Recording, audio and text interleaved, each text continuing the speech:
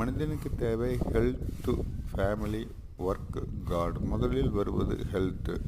நோயற்ற வாழ்வே குறைவற்ற செல்வம் என்று சொல்வார்கள். நமது உடல்நிலை சரி என்றால் கோயிலுக்கும் கூட செல்ல முடியாது, நடந்து செல்லவும் சக்தி இருக்காது.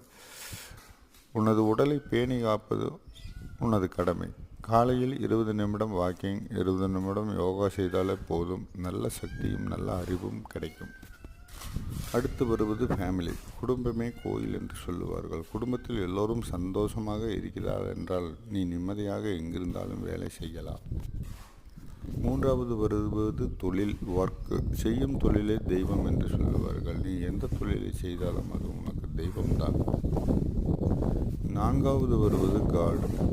Health, family, work. அதாவது உடல், குடும்பம், வேலை நல்ல முறையில் இருந்தால் தெய்வத்தையும் நிம்மதியாக தொழலாம். வாழ்க தமிழ்.